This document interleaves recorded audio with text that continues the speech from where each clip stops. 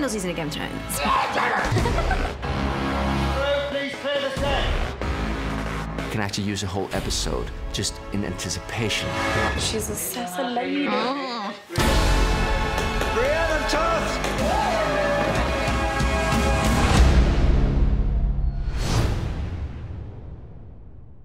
Weed out. Do we do the lines or we just look up? Can we do the lines, right? Here we are? Yes, sir. Okay. Why not, right? Background. Well, here we are. Yes, here we are. Because we were spending so much this season in Winterfell, that meant greatly expanding Winterfell. You can't just use the same 3 or 4 sets over and over again without it starting to look redundant. Winterfell has grown from, what was in season 1 and 2 a courtyard into a proper castle. When we read the outline for season 8, it was clear that it was so big what was required of it that we had to have a complete rebuild.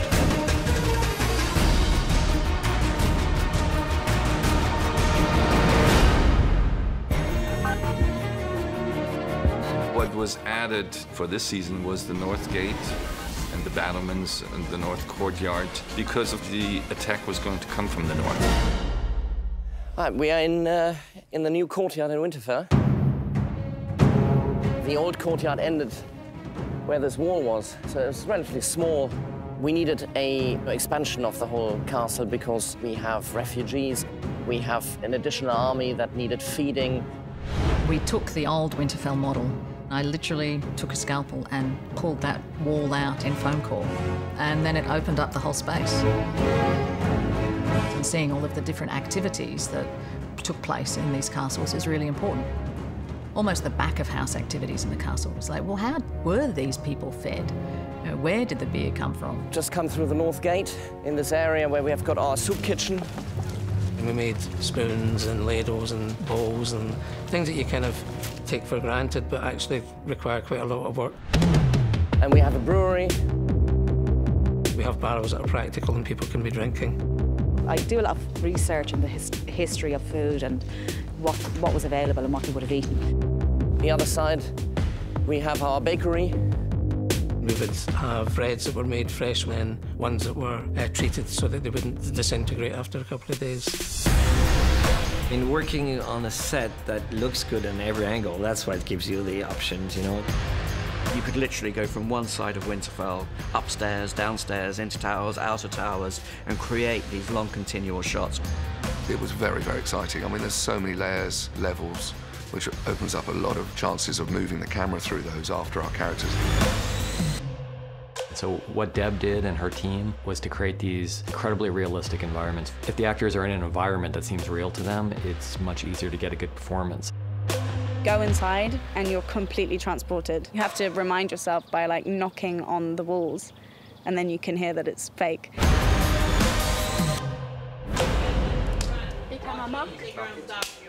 C marker.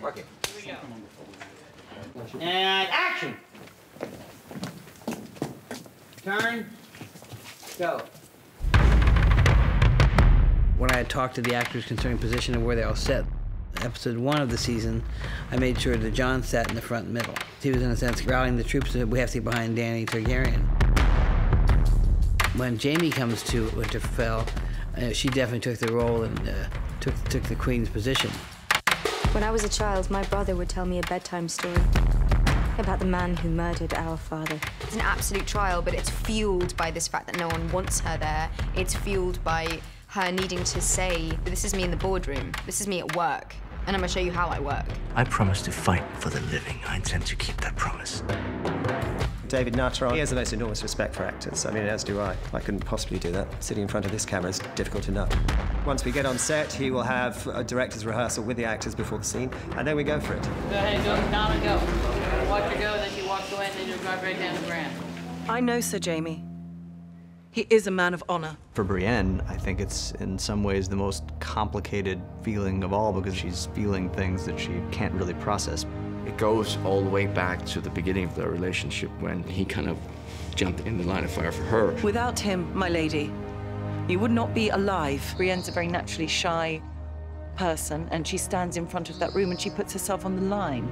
And it's almost like a declaration of love.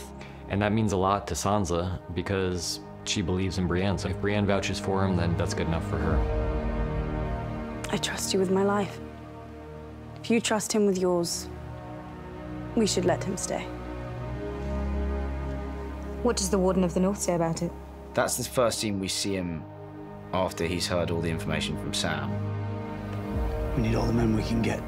And so I think even the fact that Jaime Lannister's here, he's sort of just not really in the room. The moment that Jon found out that he started to cool off with her, that was really the kind of thing in which he was avoiding her.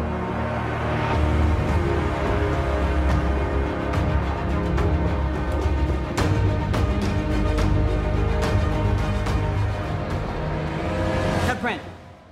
16 off the take. Okay, Joe? Yeah. Okay. Okay, ready, and... In David Nutter's words, he was getting Winterfell ready for battle. And by the time Miguel would arrive in episode 3, the battle was beginning. And the thing that was really important to us was what steps would the residents of Winterfell take in order to protect themselves against the army of the dead. They would do as much as they could with dragonglass. We had the caltrops that were made. We also put shards of dragonglass on top of the battlements and the dragonglass logs. I had pre-engineered how to make the dragonglass, so chunks of resin, and then we'd nap it, shape it and grind it. Then we'd mould that and create hundreds of those types. From a very prop sort of sense, we had to make big piles of dragonglass that were movable. Background, weapons, spears, knives, daggers. Then using the forge work, how to make a sword, how to make an axe, how to make a spear. So incorporating all of those assets with Gendry.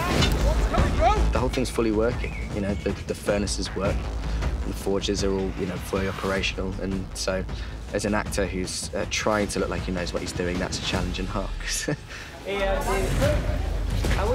Gendry's, in a sense, he's leading the guys with the forge because he understands all about dragonglass and understands how to turn those into weapons. Had to be molten dragonglass poured by an actor into a mould. And so obviously we had to play around with a material that was completely safe, completely cool, but also appear to be molten glass. Here we are ready? Yeah. Arya goes to the forge, and then the sense of, oh, Gendry's here, and he's looking good.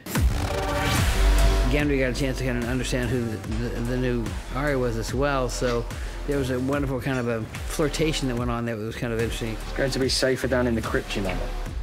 Thank you. You're going to be down in the crypt? Here we go. She basically proves him in a display of her prowess.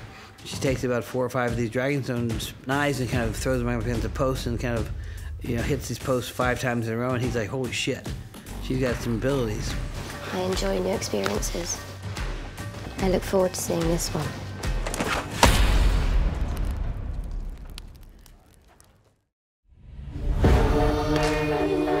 The library in Winterfell was something that I was very excited about designing, and it is a beautiful space.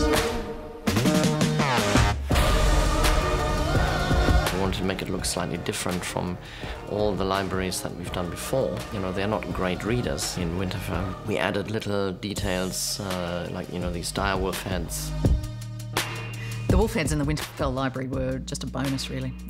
We built these beautiful hammer beams, and it was Halka's idea to put the wolf heads on the end of those hammer beams. So Darren, our sculptor, sculpted those little wolf heads. We took the sigil and just tried to develop it into a 3D world. And then we made a small model in clay to look like a carved wood, because it was going to go at the end of a piece of timber. If the audience picks up on them, that's fantastic. If they don't, then they enrich the set in another way. Ready? Yeah, Lady Sansa, I was hoping we could have a word. Alone. Sorry, do that again. We could have a word. It was actually quite bizarre because I only see Emilia on screen, and it's like kind of a fan moment. I mean, I know her in real life, but as Daenerys, I only see her on screen. But it was really, really fun to work with her. I thought you and I were on the verge of agreement before. It was a lioness versus lioness. Verbally, you've got this sparring match happening. He never should have trusted Cersei. You never should have either. Like, oh, that slap hurt. I'm gonna take it. Not gonna slap you back. Families are complicated. Oh, certainly have been. You're driving in, you have to sit first, but as you're sitting, you could indicate, like... Yeah. She comes to Sansa, yeah, with a bit of an olive branch, trying to find a way inside that kind of cool exterior that Sansa presents. I'm here because I love your brother. But she's just forgetting the critical matter, which is Sansa thinks of the North in every way that Dany thinks of Westeros. The North is hers, it's the Starks, it's theirs. It was taken from us, and we took it back. We said we'd never bow to anyone else again. What about the North? And cut. Just fancy your brother loads. He's really sexy. And we have cutting. If you remember it right.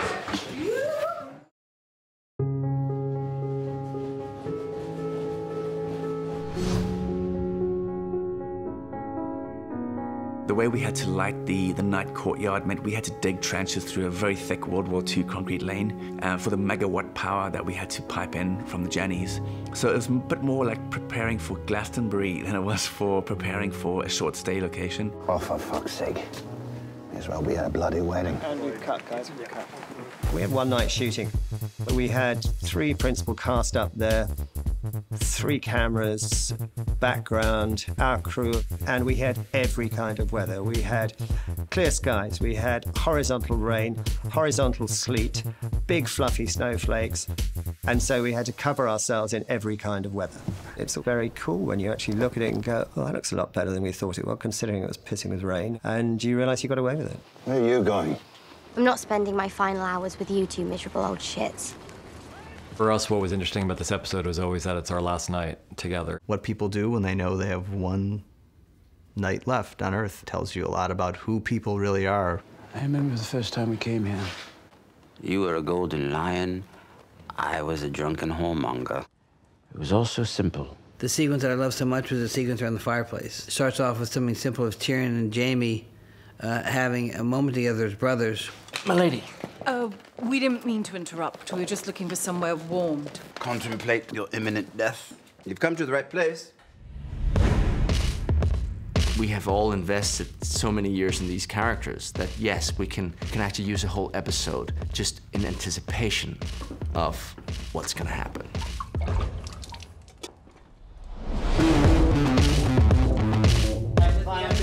And there was a good gang in the room. We've got Peter and Tanya, myself, Brianna, and that wonderful atmosphere that the guys have created. Figured I could wait to die freezing my balls off out there, or wait to die nice and warm in here. For Tormund, the best thing to do is to drink and to try to enjoy life.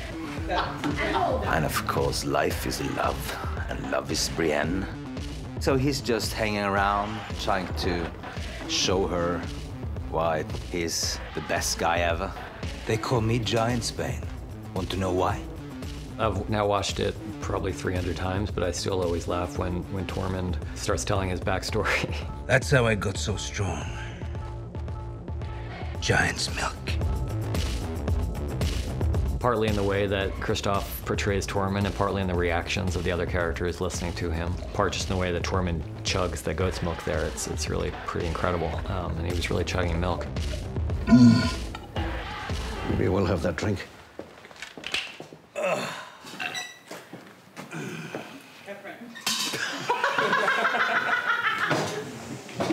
But it does not impress Brienne, I think.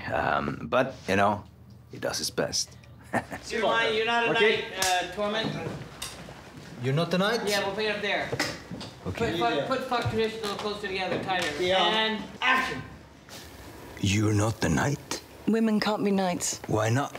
Tradition. Fuck tradition. There's a scene that Brian Cogman wrote in which Jaime decides to knight Brienne that we always just loved. We loved enough that we made it the title of the episode. I don't care about that, and I will continue to live my life in the best way possible. And you will probably never acknowledge it, but that's not what my life is about. I'm no king, but if I were, I'd knight you 10 times over. He may not have been meaning, I'll make your night 10 times over, but it was wonderful how he kind of said the line. You don't need a king. He goes, well, hang on a second, I can do this. Any knight can make another knight.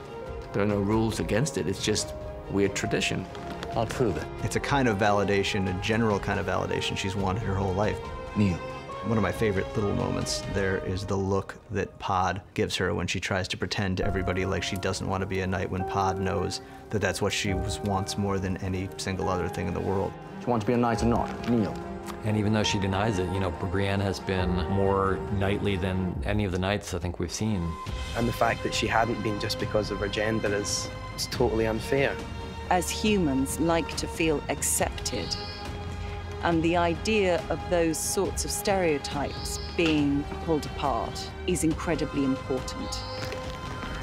In the name of the warrior, I charge you to be brave. We were on his coverage. He kind of zoned out for a moment. And what I mean by that is he was so into the character, he wasn't self-editing or he wasn't aware of what he did. And he goes, I hope that was good because I don't know what happened.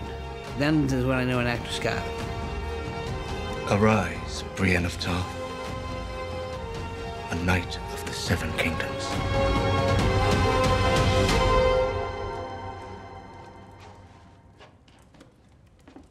Living your life exclusively for the well-being of others in service of an idea greater than yourself. I am delighted that Brienne is recognized for that.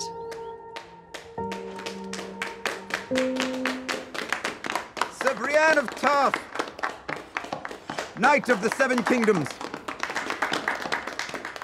She deserved it. She really deserved it. A bit problem that it came from Jamie, though. But we'll see. How about a song? One of you must know one. I thought, could someone sing? Would Tormund sing? And then Dave Hill mentioned to me that Daniel Portman has a great voice. We haven't had an original in a while, so this felt like the place for it, and Daniel felt like the singer. Yeah, I was just I was drinking a lot of herbal teas and honey and things like that to make sure, because it's very high. I don't usually sing as high as that.